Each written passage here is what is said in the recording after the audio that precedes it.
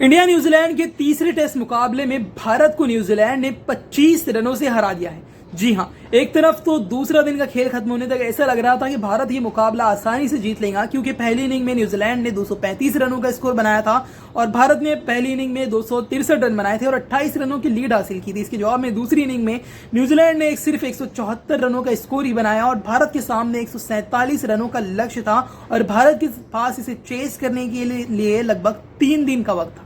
लेकिन हैरानी की बात तो तब हुई जब भारत की पूरी टीम सिर्फ 121 रनों पर ही ऑल आउट हो गई। आपको बता दें कि दूसरी इनिंग में यशस्वी जायसवाल बुरी तरह फ्लॉप रहे, उन्होंने सिर्फ 5 रनों की पारी खेली। इसके अलावा विराट कोहली 1 रन और शुभमन गिल भी सिर्फ 1 रन बनाकर चलते बने और रोहित शर्मा यहां फिर से फ्लॉप हुए हैं। दूसरी इनिंग में उन्होंने भी सिर्फ 11 रनों की पारी खेली है। ऋषभ पंत की जितनी तारीफ की जाए उतनी कम है, क्योंकि उन्होंने पहली इनिंग में भी 60 रनों की पारी खेली थी और दूसरी इनिंग में भी उन्होंने महत्वपूर्ण 64 रनों की पारी खेली है। आपको बता दें कि रविंद्र जडेजा ने बल्लेबाजी में कुछ खास तो कमाल नहीं किया, लेकिन इस मुकाबले में वो 10 विकेट निकालने में कामयाब रहे। पहली इनिंग में भी उन्होंने 5 विकेट निकाले थे, दूसरी इनिंग में भी उन्होंने 5 विकेट निकाले और इसके अलावा दूसरी इनिंग में गेंदबाजी की अगर बात करें तो रविचंद्रन अश्विन ने 3 विकेट निकाले, आकाशदीप और सुंदर ने भी 1-1 विकेट निकाला। लेकिन बल्लेबाजी में पूरी तरह से टीम इंडिया जो है वो फ्लॉप नजर आई। इसकी वजह क्या है वो अभी तक साफ नजर नहीं आ रही है, क्योंकि लगातार ये तीसरा मुकाबला टीम इंडिया ने न्यूजीलैंड के हाथों गवा दिया है और न्यूजीलैंड ने भारत में आकर भारत को ही क्लीन स्वीप कर दिया है, वो भी टेस्ट मैच में। और पहली बार ऐसा हुआ है लगभग 30 सालों बाद जब न्यूजीलैंड की टीम ने यहां पर कोई टेस्ट सीरीज जीती हो।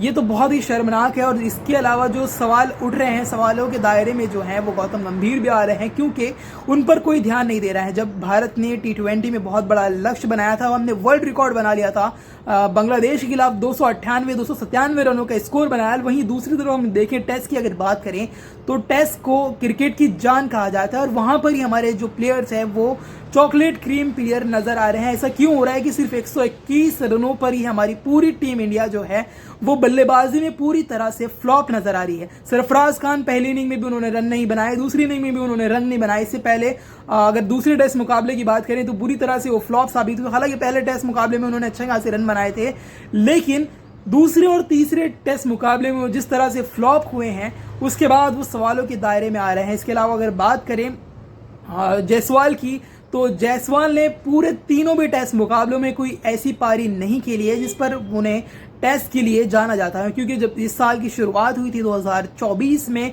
हमने इंग्लैंड के साथ सीरीज खेली थी और वहां पे जायसवाल ने 2 बार डबल 100 जो पारी खेली थी, लेकिन वो पारी यहाँ पे हमें जायसवाल की एक भी 100 देखने को नहीं मिल रहा है। इसलिए जायसवाल भी यहाँ पर सवालों के दायरे में आ रहे हैं। इसके अलावा जसप्रीत बुमराह को तीसरे टेस्ट में क्यों नहीं लिया गया, इसे लेकर भी जो लोग हैं वो सवाल पूछ रहे हैं। लेकिन गेंदबाजों ने तो अपना काम कर दिखाया था, क्योंकि 147 रनों का जो लक्ष्य है वो बहुत ज़्यादा नहीं है 3 दिनों में चेस करने के लिए। लेकिन ऐसा क्यों हुआ है कि तीसरा दिन जो है वो शुरू भी नहीं हुआ है और पूरी जो आधा भी ख़त्म नहीं हुआ है और पूरी जो टीम इंडिया है हमारी वो पूरी तरह से फ्लॉप होकर हमारे 10 के 10 बल्लेबाज जो हैं वो आउट हो जाते हैं और पवेलियन लौट जाते हैं और भारतीय मुकाबला जो है वो 25 रनों से हार जाता है।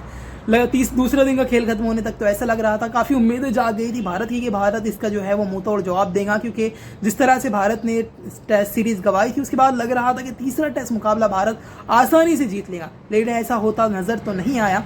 खैर, इस हार का जिम्मेदार कौन है, विराट कोहली है या रोहित शर्मा, इसे लेकर उनको भी बहुत ज़्यादा ट्रोल किया जा रहा है। आपको क्या लगता है इस हार का जिम्मेदार कौन है, हमें कमेंट में ज़रूर बताएं।